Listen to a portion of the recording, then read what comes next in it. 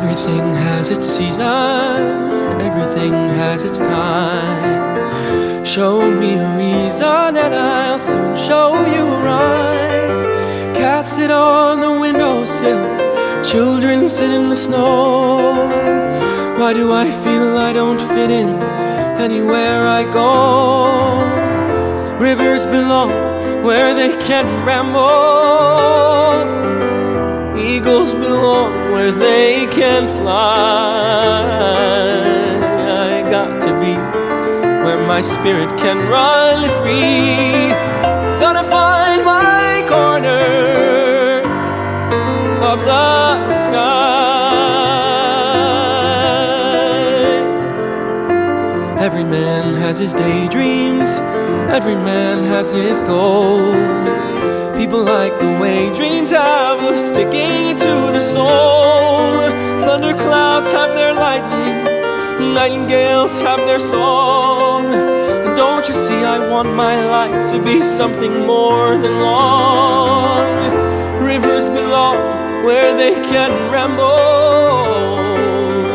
Eagles belong where they can fly. I got to be where my spirit can run free.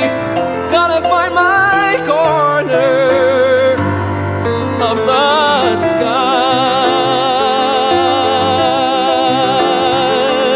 So many men seem destined to settle for something small, but I won't rest until I know I'll have it all. So don't ask where I'm going, just listen when I've gone, and far away you'll hear me singing softly to the dawn.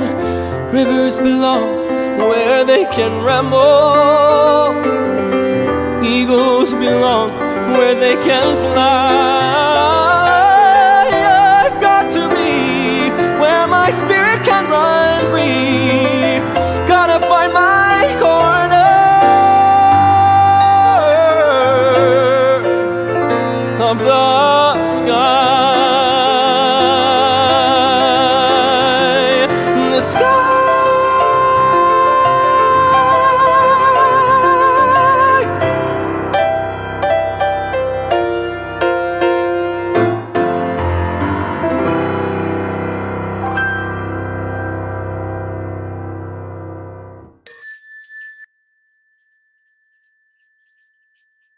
Greetings and welcome to Beacon Unitarian Universalist Congregation. To our members, friends, and everyone joining us in our virtual congregation on YouTube today. Hello, I'm the Reverend Robin Landerman Zucker, minister of this congregation, and I am excited to share our virtual worship service for Pride Sunday, June 13th, 2021, called The Rainbow Fish Keeps Their Scales.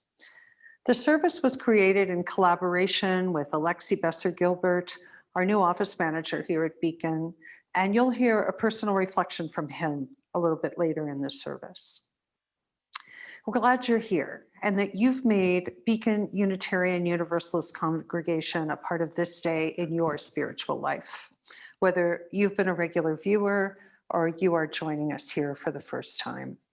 We have been here on YouTube since March of 2020, and this is the last of our fully recorded services after 63 of them and 15 months.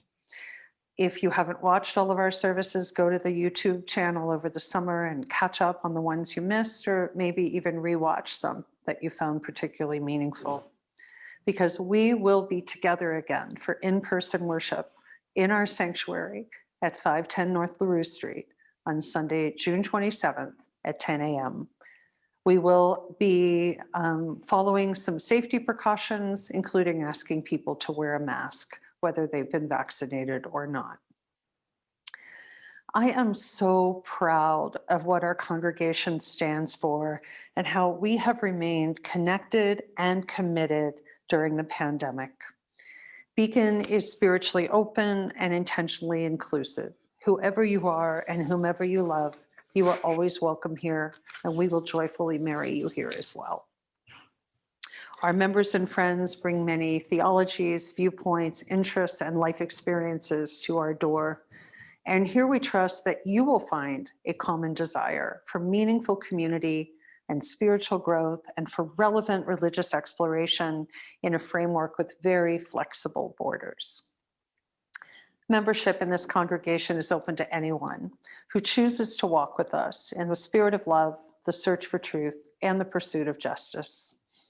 As I light the chalice, the symbol of our free faith, I invite you to light a chalice or a candle at home and join in the response words you will see on your screen.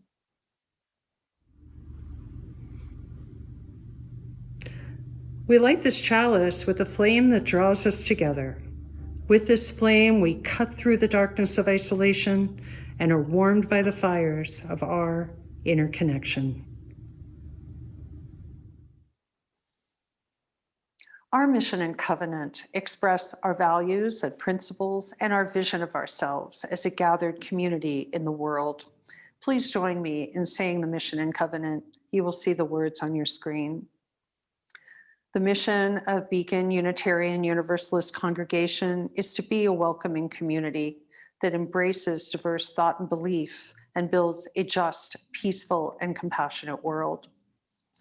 Love is the spirit of this church. The quest for truth is its sacrament, and service is its prayer. To dwell together in peace, to seek knowledge and freedom, to serve humanity in kindness. Thus do we covenant. Our opening words are "We Answer the Call to Love" by Julia Corbett Haymeyer. She writes, "In the face of hate, we answer the call of love. In the face of exclusion, we answer the call of inclusion. In the face of homophobia and transphobia, we answer the call of LGBTQ rights. In the face of racism, we answer the call of justice for all people of color. In the face of xenophobia, we answer the call of pluralism. In the face of misogyny, we answer the call of women's rights. In the face of demagoguery, we answer the call of reason. In the face of religious intolerance, we answer the call of diversity. In the face of a narrow nationalism, we answer the call of democracy and global community. In the face of bigotry, we answer the call of open-mindedness. And in the face of despair, we answer the call of hope. As Unitarian Universalists, we answer the call of love."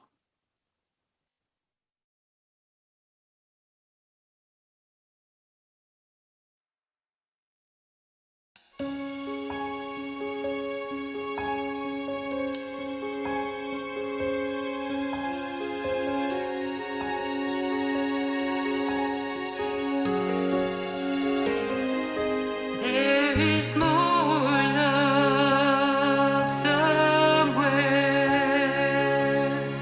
There is more love somewhere.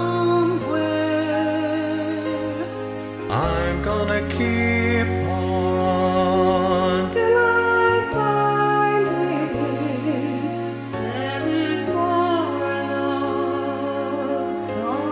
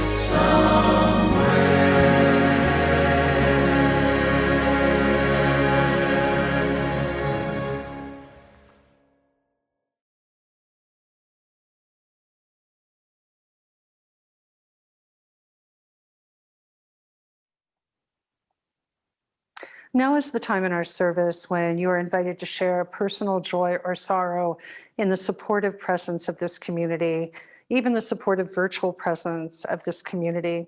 We know there are people that have been watching our virtual services who we haven't met yet, but we have been holding you in community this whole time, and we hope to meet you when we start meeting again in person in a couple weeks. During our services, we share these joys and sorrows by taking a stone and dropping it into water, symbolizing that what affects one of us affects all of us, just like a stone dropped into water creates ripples. Today, we hold in our hearts everyone who continues to move through the changes that have come into our life in the past 15 months and back out again into a more regular existence in our lives. Changed, I'm sure, in so many ways, and nothing will ever be quite the same again. But we also want to hold our friend Kim, who has recently had some surgery, and all of those who are facing difficulties and losses, both in our community and outside of our community. We want to hold all of those who are facing any transitions at all coming up, or hardships or losses, and also joys, virtual graduations, the opportunity to meet with family this summer, all the ways the sun might also be shining on our lives. And then hope. This hope stone has carried us through many, many months of uncertainty and change and being apart from one another. So may we always have hope, no matter what is happening in our lives, joy or sorrow. In a minute, you're going to have the opportunity to speak or feel your own joys and sorrows into the silence that will be created, followed by some intentional breathing with music. I invite you at that time to uncross your arms and legs and close your eyes and put your feet on the ground. Maybe have your hands up in a receiving position, and breathe in 4 beats in slowly through your nose and 5 or 6 beats out slowly through your mouth, breathing intentionally, focusing on your breath, starting at the crown of your head and moving down your body to where your feet are planted to the ground, creating spaciousness as you go.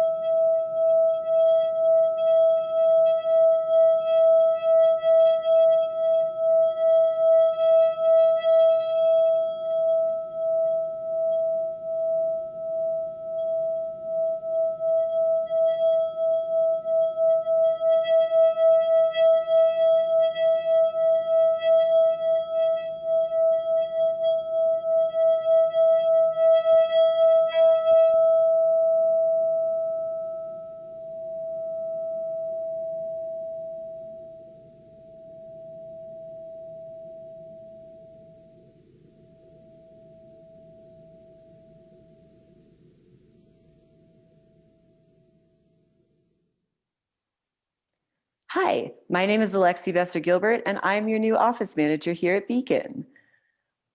I've compared being queer to being a work of art before, and I think that still sums up pretty well how I feel about it. I think if my identity was represented as a piece of art, it'd be a Frank Lloyd Wright house. I grew up in Chicago around Frank Lloyd Wright works, and they were always so inspiring to me. I love the geometric stylings, the stained glass details, his fascination with incorporating nature into art. It feels relatable in a way. A weird thing to say about a building, I know, but I felt it. My gender feels like the geometry of a Frank Lloyd Wright home. I think it's the most confusing part of my identity, at least in a cisgender space. And some people love my gender. Just like a geometric building, some people think it's a beautiful, artsy way of presentation. Some people would do anything to encounter one of these iconic houses. I grew up down the street from one that's now a popular wedding venue. Sure, there are people who disagree or think that geometric building designs are weird or confusing or just plain not something they like. But that's fine. I can't stop anyone from disliking my identity or a Frank Lloyd Wright house. The good thing is, I don't have to hang out with people who are architecture snobs or weirded out by my identity. I surround myself with people who see the beauty in my inherent structure and have zero plans to demolish me just because I'm different. My sexuality feels like seeing through stained glass, viewing the beauty in everything, decorated with color and sparkles, making even the most dull rooms have a spark of something. I've long identified with the broader term queer for my identity because I'm non-binary and experience attraction less in gender and more in just broader strokes of beauty. I don't find myself attracted to a specific genre of man exclusively. I don't look for star signs or personality tests. I'm not seeking out muscles or lanky noodle folks. I'm waiting for a glow. My current partner feels like they're constantly drenched in a stained glass window with a rose design every time I get to interact with them. And I remember this sensation in the past, feeling like someone is just beautiful in so many tangible and intangible ways. And it was never about gender or looks or my family goals. It was just love. I think if my sexuality was a stained glass window, it would certainly be one Frank Lloyd Wright commissioned. Art Deco and inspiration, and once again, geometric and playing with colors and long and short pieces to make whatever it lays light on sparkle even brighter. I moved to Flagstaff to be closer to nature and the world. Since coming here, I've sat on rocks along the urban trail system and thought hard about aspects of myself, reassessed my relationship to queerness, and realized that the peace and calm of nature are exactly what I needed to understand myself. Frank Lloyd Wright was a genius at incorporating nature into architecture, especially for his residential homes. I can only imagine the calm of being surrounded by trees that brush your windows and almost seem to live with you, a rushing waterfall as you rest in bed at night. It really does sound like the perfect place to just be. And that's what I've realized is my relationship to queerness. I know I'm queer. I know I fall on the spectrum of transgenderism, and I experience all forms of attraction to all types of people. I feel like it should be relatively easy to figure this out for myself. But for me, labeling and identity nuances have always been difficult. Terms have come and gone in the queer community. Words that were just words once are now teeming with such hate that you wouldn't dare say them in casual conversation. And there are new terms and understandings of these old terms every day, it seems. I identify my queerness with being around and near nature because I want to just be. I want the sense of calm and whatever, it's fine. I don't need to worry too hard about it. That I get from camping or hiking or just existing in nature and with the wildlife of the world. Just go with the flow. I have been in love with all kinds of people in the past. I'm deeply in love with someone now. I once dressed like a princess every day. I've dressed in a binder and purposefully trained my voice to be lower for years. I can't invalidate these people I have been. I don't think they were wrong or false in presentation. They're just part of the ebb and flow of my queer experience. Frank Lloyd Wright was a Unitarian Universalist, an artist, an architect, and an inspiration. His houses continue to be gorgeous and a time capsule of years long gone, all through the most beautiful lens. He is a worldwide spectacle of an artist. I am a Unitarian Universalist, an artist, a filmmaker, and I have probably influenced people positively. My queerness is gorgeous. All my different phases and hyper-specific identities, a time capsule of years of my life long gone, all through a lens that only I can claim and only I find, well, not only, but I find beautiful. I am a spectacle and I am proud.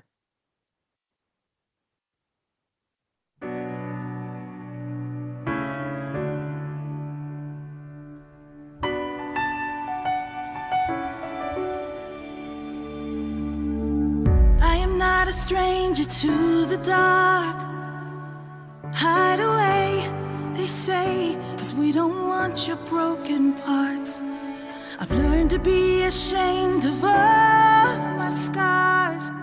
Run away, they say, no one will love you as you are. But I won't let them break me down to dust. I know that there's a place for us, for we are glorious.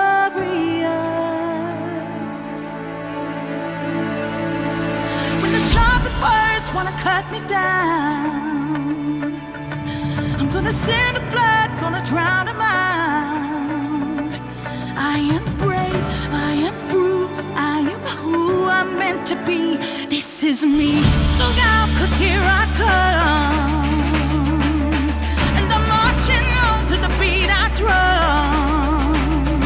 I'm not scared to be seen, I make no apologies. This is me.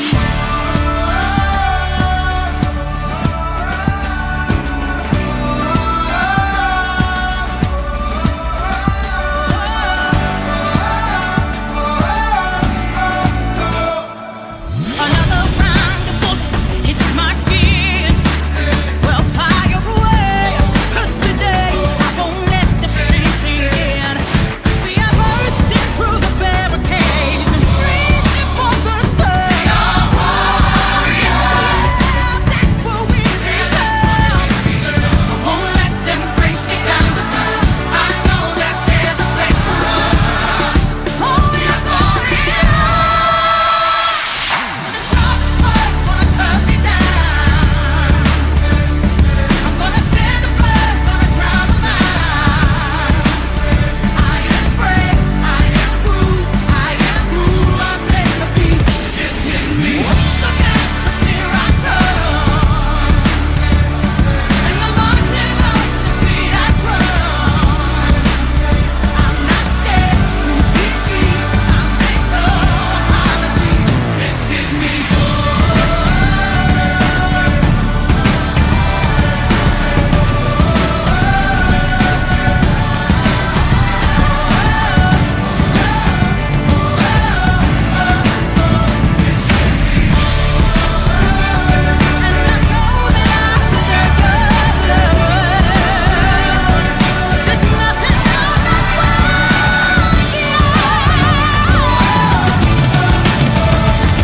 When the sharpest words wanna cut me down, I'm gonna send the blood, gonna drown them out. This is brave, this is bruised, this is who I'm meant to be. This is me.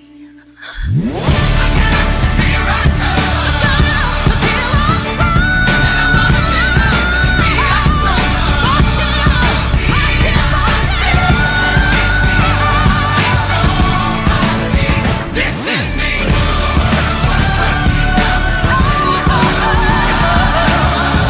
I'm gonna send the blood, gonna drown This is me.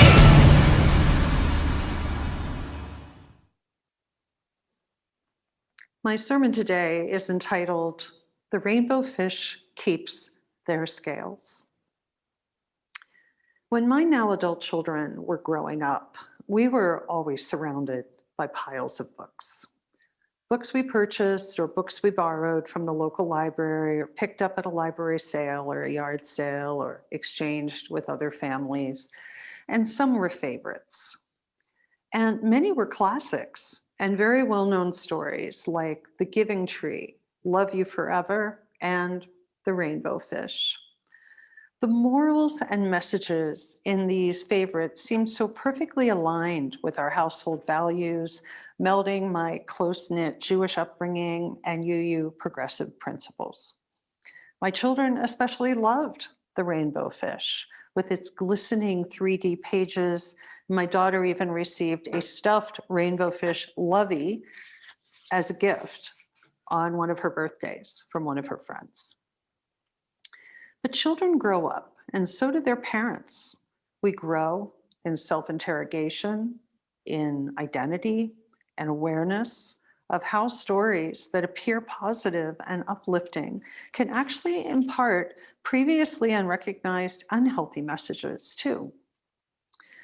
That's where the writer Topher Payne comes in. He has recast all of the aforementioned stories for a higher and broader consciousness. He took out the cringy parts and made the stories more woke without being precious about it.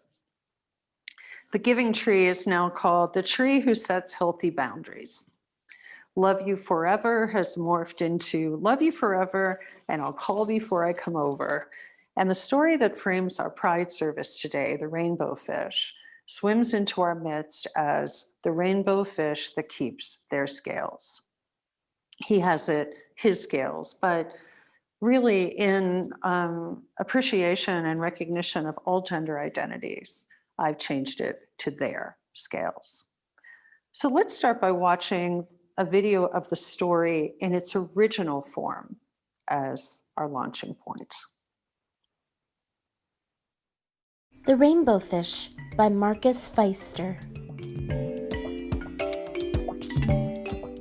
A long way out in the deep blue sea, there lived a fish. Not just an ordinary fish, but the most beautiful fish in the entire ocean.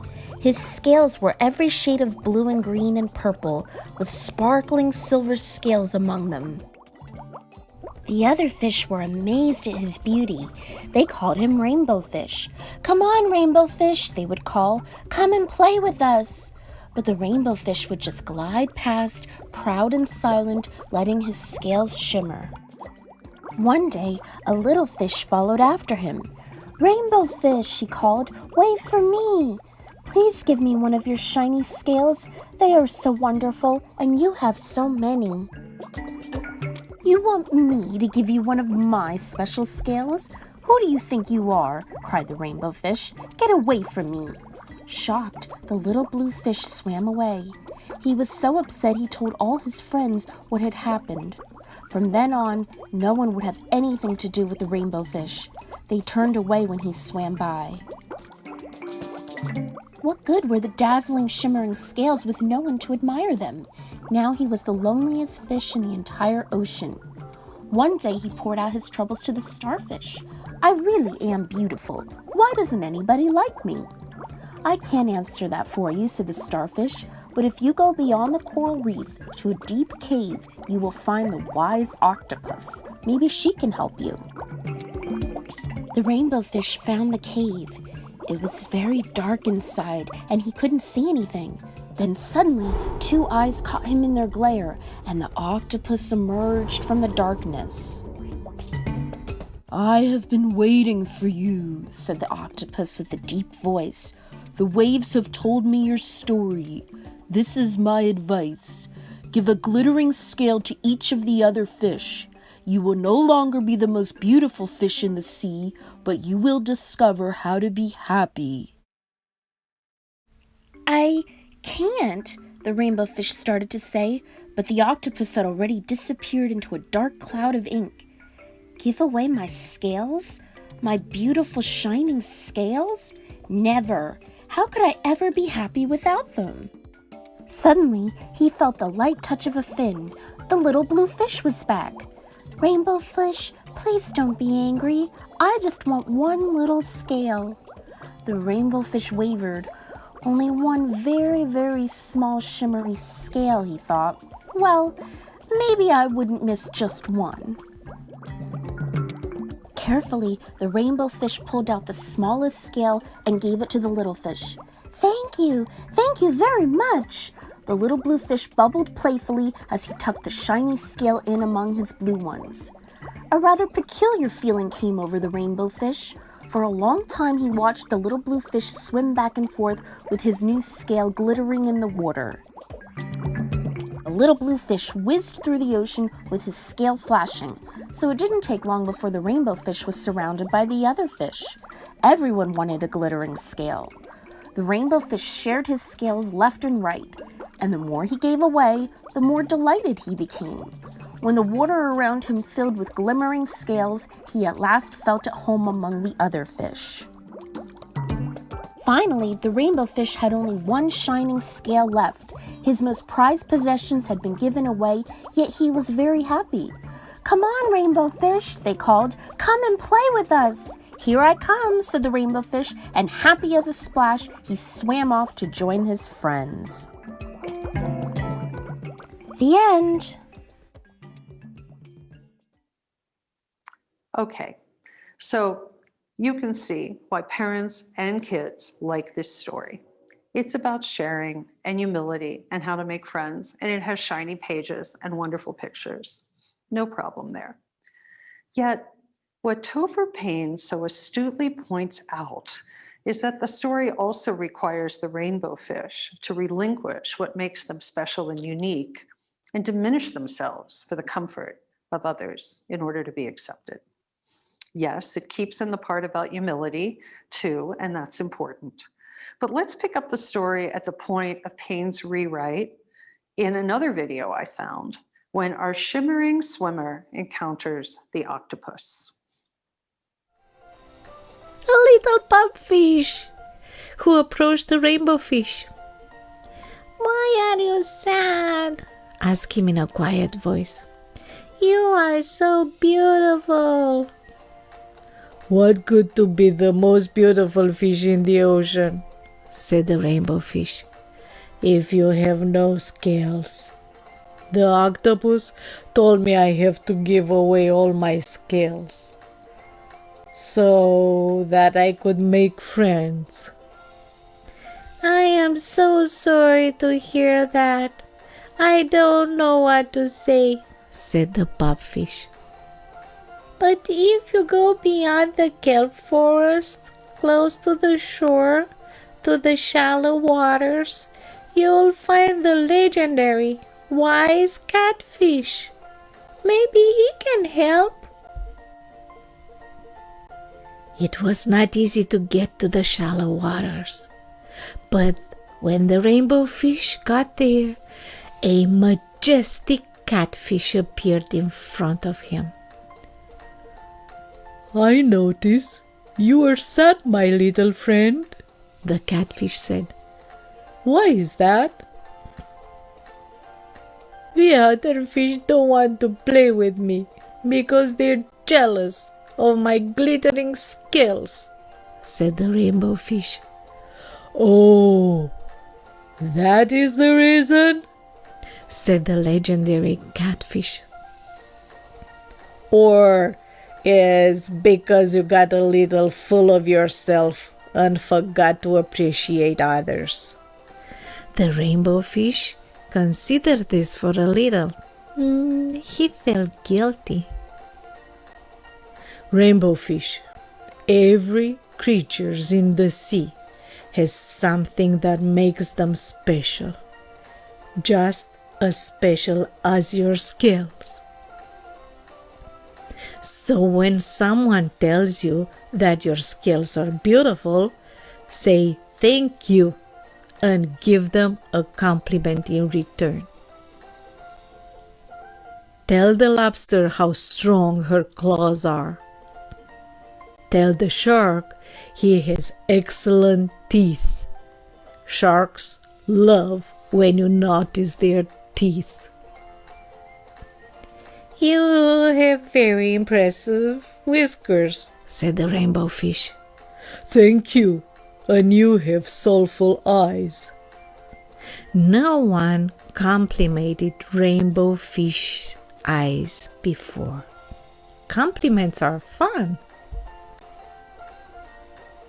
"Now," said the fabulous catfish, "I want you to look for what is exceptional in others. When you celebrate what makes each of us distinctive, you become part of a community. Thank you, Fabulous Catfish, said the rainbow fish, excited to begin his new approach. I'm glad too, rainbow fish. Go out there and glitter. And remember, it's important to consider the feeling of others, but you should never feel obligated to diminish yourself for someone else's comfort. There's room enough in the sea for each us to be amazing in our own way.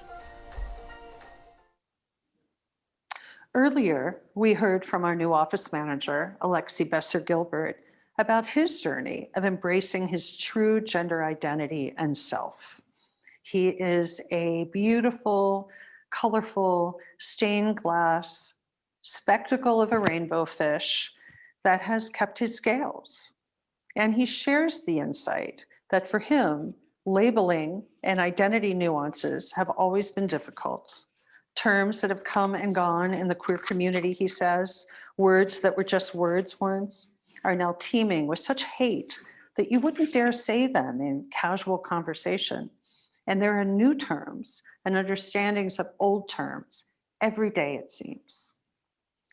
In the 1980s and 90s, when the word welcoming became a code word for lesbian, gay, and bisexual people, the Unitarian Universalist Association launched the Welcoming Congregation program to help us learn how to undo homophobia and later transphobia, prejudice against transgender people, in our hearts and minds, our congregations, our communities. Beacon completed that program some years ago, but it is time for us to renew our status as a welcoming congregation with new understandings and new realities in the offing.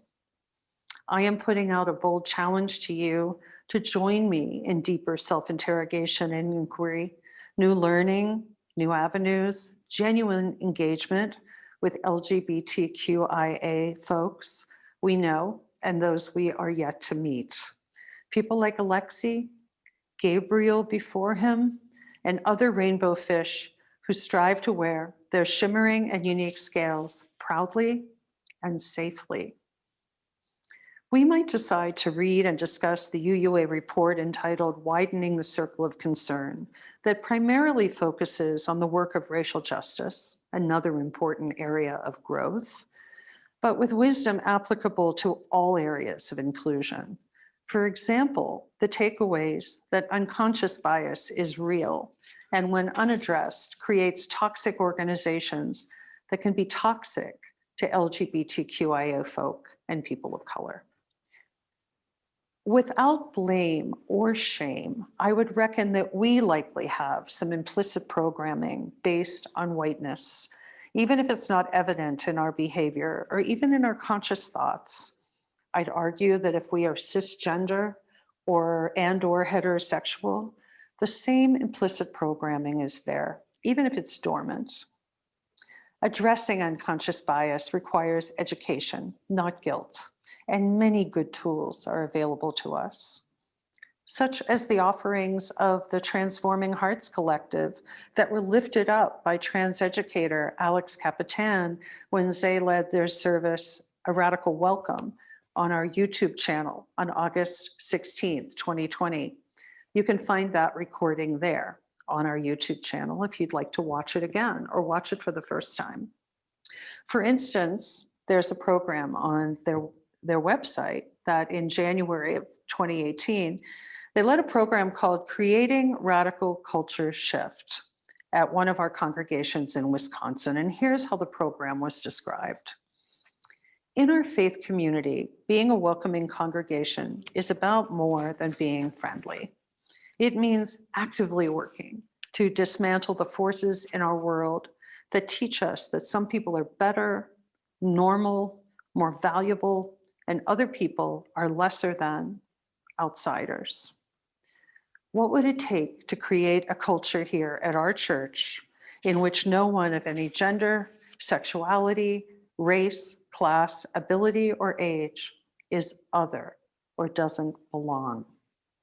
Come and explore this practice together and find out what's required of us in order to embody radical welcome.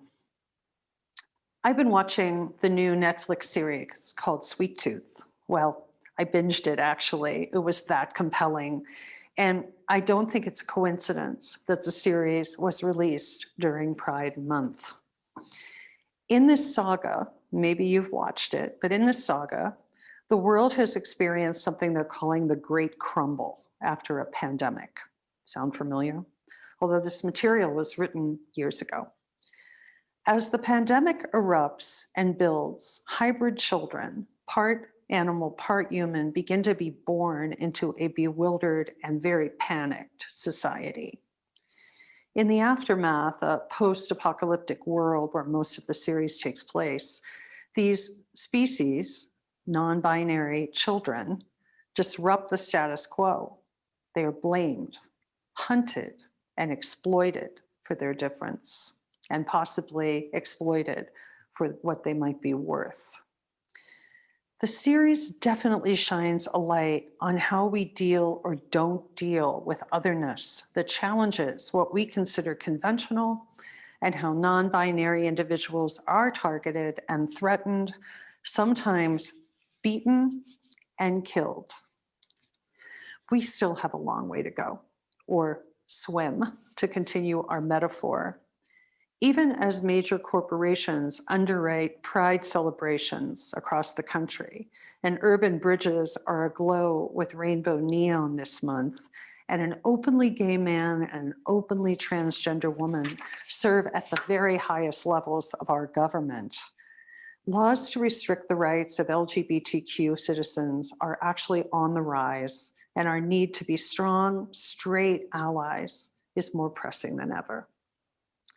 No one should be expected to sacrifice their coveted scales to be safe and affirmed for their inherent worth and dignity. Like our recast rainbow fish, who keeps what makes them special and unique while also learning about humility and community without diminishing themselves for the comfort of others, we can stand with the fabulous catfish who tells us, there is room enough in the sea for each of us to be amazing in our own ways. May we live the spirit of pride, answer the call to love, and make room here at Beacon, this ever-growing, ever-learning, spiritually open, and radically inclusive community we strive to be. Shimmer on, you are a rainbow spectacle. Blessed be, blessed we, and amen.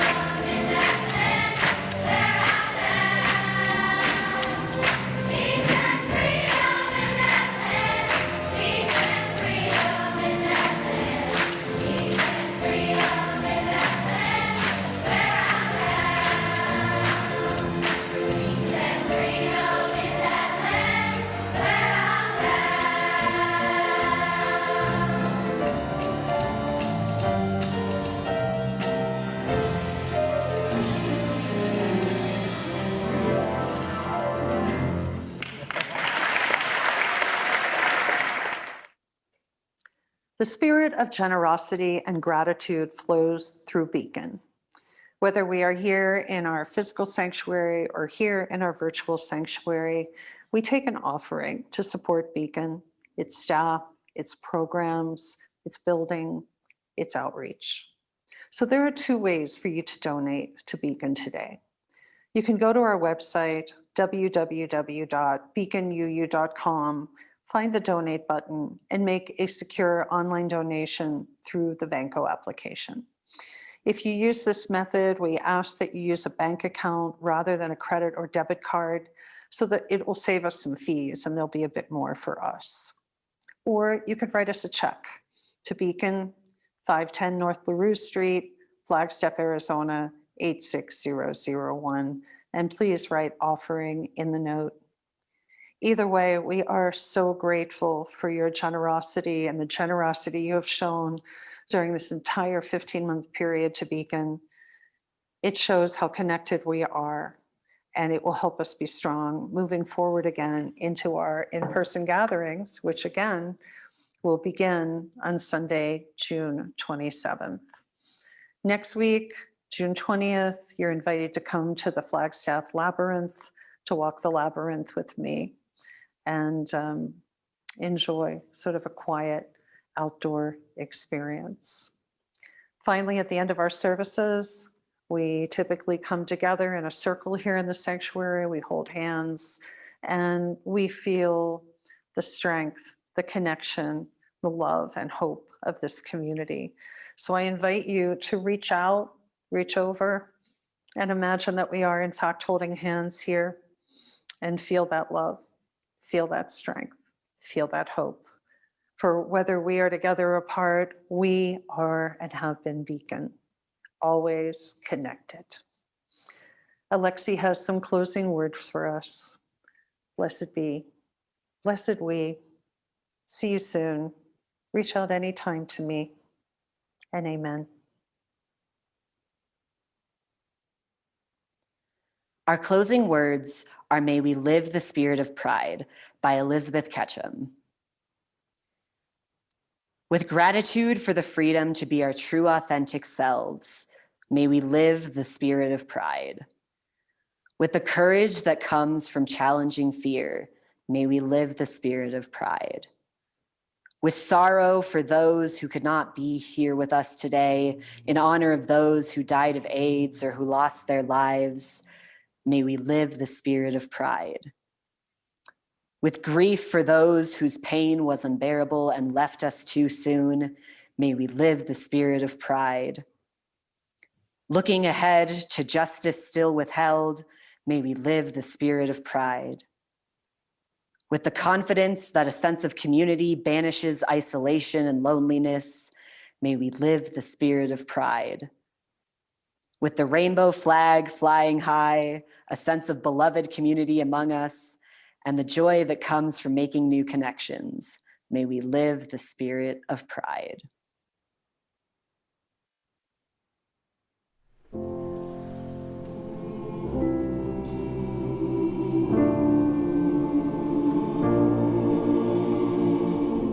You're broken down and tired of living life on a merry-go-round, and you can't find a fighter.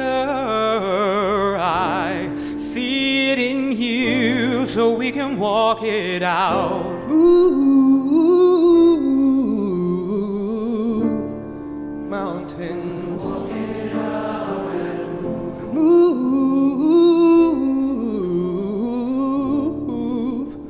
mountains. And I'll rise up, I'll rise like the day, I'll rise up, I'll rise unafraid, I'll rise up, and I'll do it 1,000 times again. And I'll rise up, high like the waves, I'll rise up, in spite of the ache, I'll rise up. And I'll do it 1,000 times again, yeah. For you,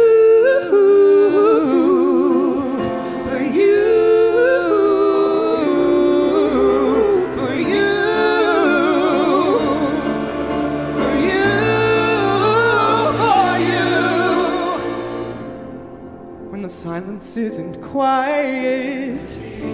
and it feels like it's getting hard to breathe. And I know you feel like dying, but I promise we'll take the world to its feet. Move mountains.